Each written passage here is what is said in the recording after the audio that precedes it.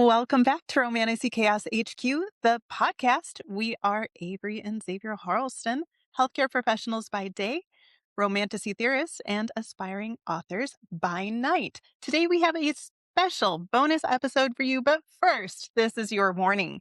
There will be spoilers for the entire Empyrean series. If you have not read all three books, it may be time to turn back. We are not rated E for everyone. Xavier has a degree in cussing. He's not afraid to use it. And we do discuss any and all adult topics covered in these books. Today, we are joined by a special guest from the Romantasy Chaos HQ community, Sonya. Can you introduce yourself for us? Hi, everyone. I'm Sonya. I am also a dragon aficionado. I love all things dragon. So this is a great honor for me. So yeah, that's about it. Well, we're so excited that you're here and we'd love to get to know a little bit better. So we'd like to ask you a few quick questions. Are you ready? I am so ready. Okay. Which Imperium book is your favorite? It has to be Fourth Wing. That's my first love. Yeah, totally. It was like, it's your gateway drug. It is. Do you have a favorite quote from the series? I do, because Xaden is my man. I love when he said, well, the fuck aware. I love it. I also love at the end of Fourth Wing where he's just like, brilliant fucking woman. Like, that to me is chef's kiss. If you could be any of the side characters, so really anyone besides Xaden and Violet, who would you be and why? Okay, so I have two.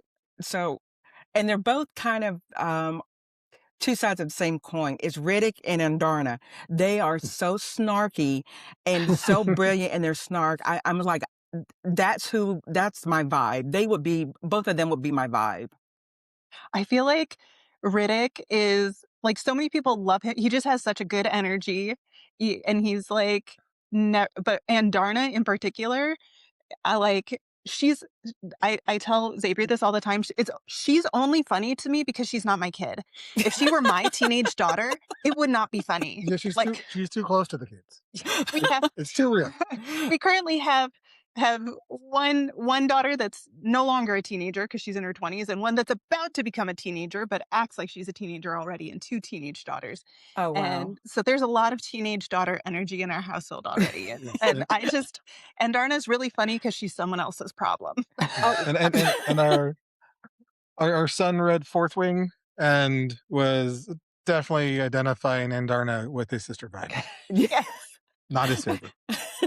I know. And she has this, I'm grown and you should listen to me. And then I'm a baby and you should not listen to me. I'm like, I'm just pick a a side, girl, pick baby." a side.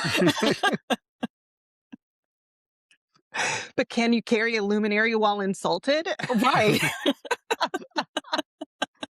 She's like, I'm not going to apologize for insulting you. This is really like, can you do it or not? I mean, it's a valid question, honestly. And the fact that he's so insulted by that is like the best. It gives such. I love a curmudgeon. I do. I just feel every time Andarna opens her mouth, Taryn is just rolling his eyes so hard. Like, why are you talking? Exactly. Like, okay, here we go again. The transition between her and Fourth Wing, where she was much sweeter, and then Iron Flame, where just the sass was, it was perfect. It was chef's kiss. She literally stepped into her teenage years. She's like, I'm not a baby. I'm like, oh, I was like, oh, excuse me, I'm sorry. That's exactly something a baby would say, but okay. It's really, we say all the time about our own kids, but I think for Andarna too, it's really a burden when you're a teenager to know everything and to be raised by people who really know nothing. It's hard. It's a trying time for teenagers. It's a hard lift. We understand. Well, so today, instead of focusing on an epigraph, we are going to focus on a quote that you call your Roman Empire quote. And this quote comes from chapter 19 of Fourth Wing. So I'm going to start by reading our one-sentence summary of the chapter.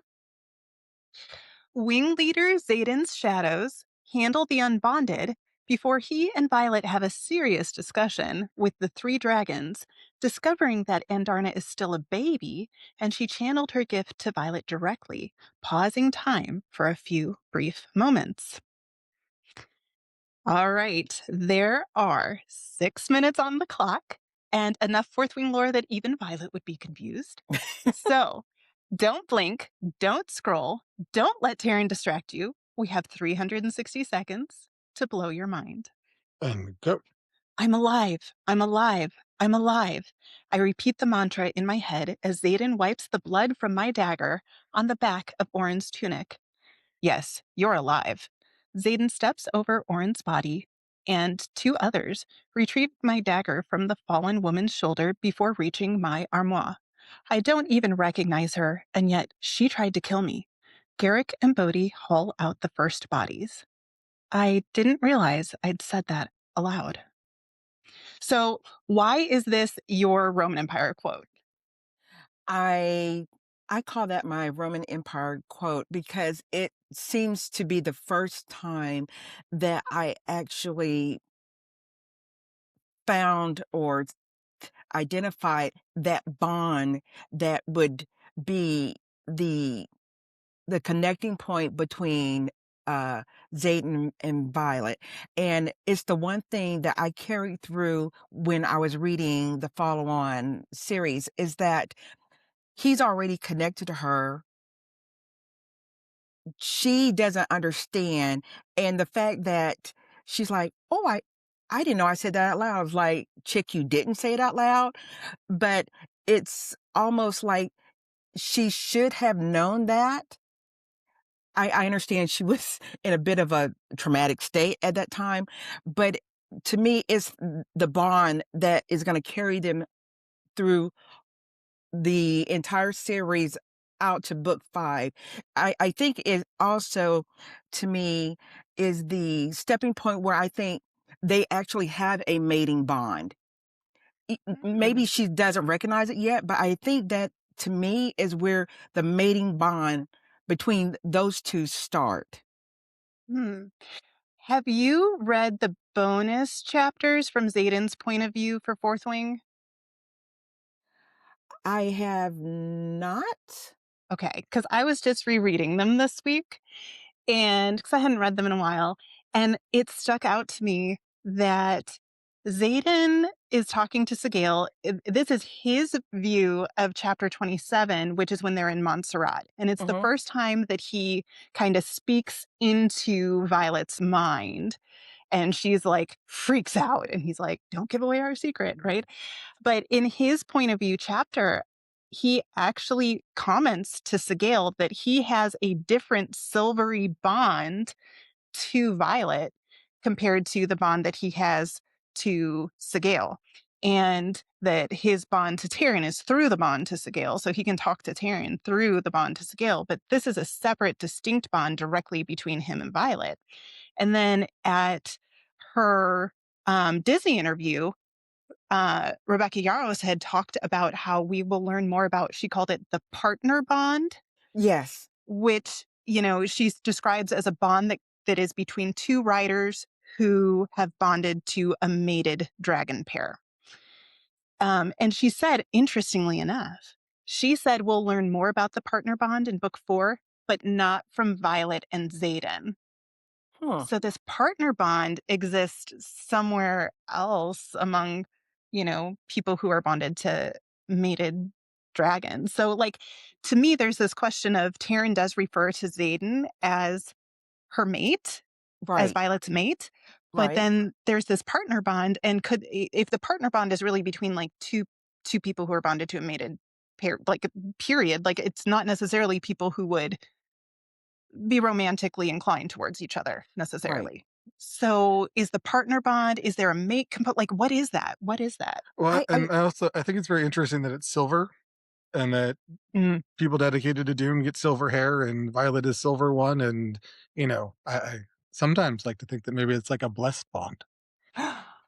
Oh. it could be a bless it could I think that's a really good point. But again, when he says that and he intentions. I don't like that. I don't like that word because I think he actually reads her mind.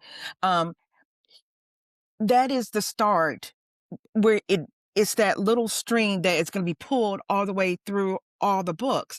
And I seriously think that when Violet is receives her blessing, that strengthens the bond. I think it has something to do with her being blessed or received in Xaden's power. I don't know. There's something I can't. It's like that puzzle that is the last piece I can't really figure out. But I feel like that scene was the initiating scene, and it's only going to go stronger and stronger and stronger. That even despite Xaden's villain era, there's still going to be part of him that's going to love her no matter what. Because when he said that nothing's going to move or destroy his love for her, he means it. Yeah. He means it. And I think that it could have something to do with the romantic love or the deep connection that they have, either with their dragons or without their dragons. I think it's almost like a soulmate bond to me. Yeah. They're fated. They're fated to Yeah. be together. Yeah, at the end in his the timer gets us so frequently. Well, That's our time. that's it from us. So tell us, did we blow your mind? Let us know in the comments. And remember, we love you. Stay out of the clouds, off the ice, and come back to us. We'll see you next time. See you next time. Bye. Have a good one, everybody. Remember, lore lovers, fantasy fanatics, and good girls, like, rate, review, subscribe, and share.